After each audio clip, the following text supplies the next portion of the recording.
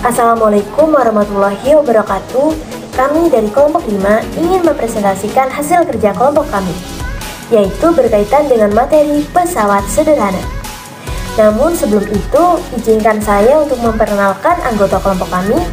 Saya sendiri Rizka Mariana sebagai pemateri pertama, Rahmi Iliyin sebagai pemateri kedua, Serni Saftarifa sebagai pemateri ketiga, Niken Maulidia sebagai pemateri keempat, dan Sarah Handayani sebagai pemateri kelima. Nah, apakah kalian tahu apa itu pesawat sederhana? Pesawat sederhana adalah segala bentuk alat yang mampu meringankan pekerjaan manusia, sehingga ia mampu mempermudah dan memperkecil usaha yang diperlukan dalam suatu pekerjaan. Karena pesawat sederhana dapat mengubah energi, mengubah arah, mengurangi gaya, serta memperbesar kecepatan. Pesawat sederhana akan mengurangi besarnya tenaga yang dibutuhkan untuk memindahkan suatu beban, sehingga rasio antara gaya yang diberikan dan dihasilkan akan memberikan keuntungan mekanik. Keuntungan mekanik pada setiap pesawat sederhana berbeda-beda, bergantung dengan jenis pesawat sederhana manakah yang dipergunakan. Nah, selanjutnya kita akan membahas mengenai manfaat pesawat sederhana. Ada beberapa manfaat pesawat sederhana, yaitu antara lain, yang pertama, untuk mempermudah pekerjaan manusia, baik dari segi pengangkutan maupun pekerjaan manusia dalam jarak yang jauh. Yang kedua, untuk mempercepat pekerjaan manusia dengan merubah bentuk energi, merubah arah, dan memperbesar kecepatan dalam pekerjaan. Selanjutnya adalah menghemat waktu dan juga energi, sehingga pekerjaan menjadi lebih efisien. Yang keempat, untuk meringankan pekerjaan dengan memperkecil tenaga yang diberikan. Yang kelima, untuk memindahkan atau merubah arah gaya, misalnya putaran kincir air digunakan untuk menumbuk padi. Dan yang terakhir adalah untuk menghasilkan gaya yang lebih besar dengan gaya yang lebih kecil. Jenis-jenis pesawat sederhana. Yang pertama yaitu bidang miring. Bidang miring adalah permukaan bidang datar yang salah satu ujungnya berada pada posisi lebih tinggi daripada ujung lainnya dan membentuk sudut kemiringan tertentu di atas tanah. Bidang miring kebanyakan digunakan untuk membantu proses pemindahan benda. Bidang miring bisa mempermudah gerakan benda. Contoh penggunaan bidang miring adalah tangga, skrup, dan pisau. Selanjutnya rumus bidang miring, yaitu FK dikali S sama dengan W dikali H. Kemudian rumus keuntungan mekanis bidang miring, yaitu KM sama dengan W per F sama dengan S per H. Untuk keterangannya, KM merupakan keuntungan mekanis, W yaitu berat benda dengan satuan Newton, H yaitu tinggi bidang miring dengan satuan meter, FK yaitu gaya yang bekerja pada benda dengan satuan Newton, S adalah panjang bidang miring dengan satuan meter.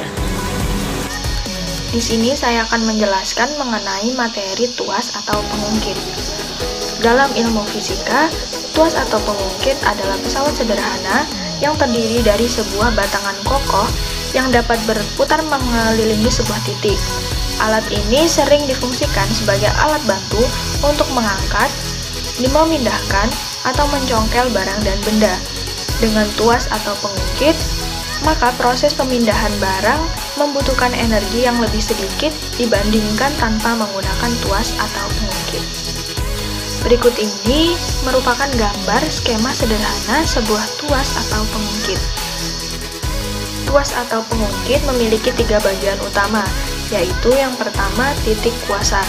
Titik kuasa adalah bagian dari tuas atau pengungkit yang diberi tenaga atau gaya agar benda dapat terangkat. Yang kedua, titik tumpu. Titik tumpu adalah titik di mana tuas atau pengungkit bertumpu atau berpusat. Yang ketiga, titik beban, di mana titik beban atau barang yang akan dijungkit bertumpu. Kemudian ada 3 jenis tuas atau pengungkit. Yang pertama, jenis pertama. Tuas atau pengungkit jenis golongan yang pertama merupakan tuas dengan titik tumpu terletak antara titik beban dan titik kuasa, atau titik tumpu terletak di antara dua beban. Contoh alat yang tergolong tuas jenis pertama adalah tang, papan jungkat-jungkit, neraca sama lengan, dan gunting. Kemudian tuas jenis yang kedua. Tuas golongan kedua memiliki ciri yaitu titik beban di antara titik tumpu dan titik kuasa. Contoh alat yang tergolong dalam tuas jenis kedua adalah gerobak dorong, roda 1, alat pemecah biji, dan alat pembuka tutup botol. Dan yang terakhir, tuas jenis ketiga. Tuas atau pengungkit jenis ketiga merupakan tuas dengan titik kuasa terletak di antara titik tumpu dan titik beban. Contoh alat yang tergolong dalam tuas jenis ketiga adalah sekop dan pinset. Rumus tuas pengungkit 1, 2, dan 3 sebagai berikut. W dikalikan LB sama dengan F dikalikan dengan LK, atau W per F sama dengan LK per LB, di mana W adalah hasil dari M dikalikan dengan G. Rumus keuntungan mekanisnya KM sama dengan W per F atau KM sama dengan LK per LB. Keterangannya, W adalah berat benda, LB adalah lengan beban, F adalah gaya kuasa, LK adalah lengan kuasa, M adalah massa benda, G adalah percepatan gravitasi, KM adalah keuntungan mekanis. Materi yang ketiga adalah katrol. Yang pertama di sini ada katrol tetap. Katrol tetap adalah katrol yang porosnya dipasang di suatu tempat yang tetap, sehingga katrol tidak dapat berpindah tempat saat digunakan. Pada katrol tetap, gaya kuasa yang dikeluarkan akan bernilai sama dengan berat bebannya. Hal ini menyebabkan keuntungan mekanis katrol tetap bernilai 1. Katrol tetap biasanya sering kita temukan pada bendera dan juga sumur timba. Rumus katrol tetap adalah F sama dengan W. Rumus keuntungan mekanisnya adalah KM sama dengan W per F sama dengan LK per LB sama dengan 1. Keterangannya, KM itu adalah keuntungan mekanik katrol, W adalah berat benda, F adalah gaya kuasa, LK adalah lengan kuasa, dan LB adalah lengan beban. Jenis katrol yang kedua yaitu katrol bebas. Berlawanan dengan katrol tetap, kalau katrol bebas adalah katrol yang porosnya tidak dipasang di suatu tempat yang tetap, sehingga katrol dapat berpindah tempat atau bergerak bebas saat digunakan. Pada katrol jenis ini, gaya kuasa yang dikeluarkan untuk menarik bebannya bernilai setengah dari berat bebannya. Oleh karena itu, keuntungan mekanis katrol bernilai 2. Katrol bebas biasanya ditemukan pada alat-alat pengangkut peti kemas di pelabuhan. Adapun rumus katrol bebas yaitu W kali LB sama dengan F besar kali LK. Dan untuk rumus keuntungan mekanisnya, KM sama dengan W per F sama dengan 2, atau KM sama dengan LK per LB sama dengan 2. Keterangannya, W sama dengan berat beban, KM keuntungan mekanis, F adalah gaya kuasa, LK lengan kuasa, dan LB lengan beban. Katrol jenis ketiga yaitu katrol majemuk. Katrol majemuk merupakan gabungan dari katrol tetap dan katrol bebas. Jadi model katrolnya ada 2 jenis. Katrol yang paling atas adalah katrol tetap dan katrol di bawahnya adalah katrol bebas. Keduanya dihubungkan dengan tali. Keuntungan mekanis katrol majemuk sama dengan jumlah tali atau jumlah katrol yang digunakan untuk mengangkat benda tersebut. Katrol majemuk sering digunakan dalam bidang industri, yaitu membantu untuk mengangkut alat-alat yang berat.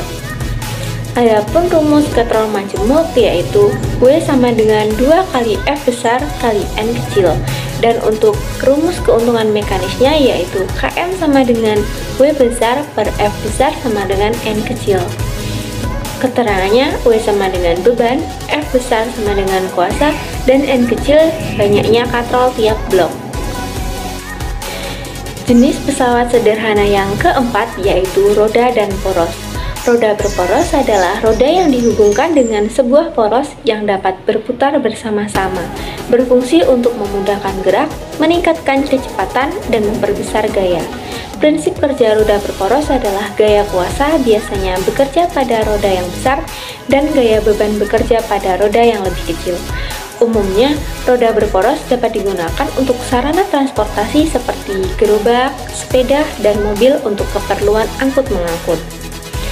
Rumus roda berporos yaitu F besar dikali R besar sama dengan W kecil dikali R kecil. Dan untuk rumus keuntungan mekanisnya yaitu Km sama dengan R besar per R kecil atau bisa juga Km sama dengan W per F besar. Keterangannya F sama dengan gaya, W sama dengan beban, Km keuntungan mekanis, R besar jari-jari roda, dan R kecil jari-jari poros.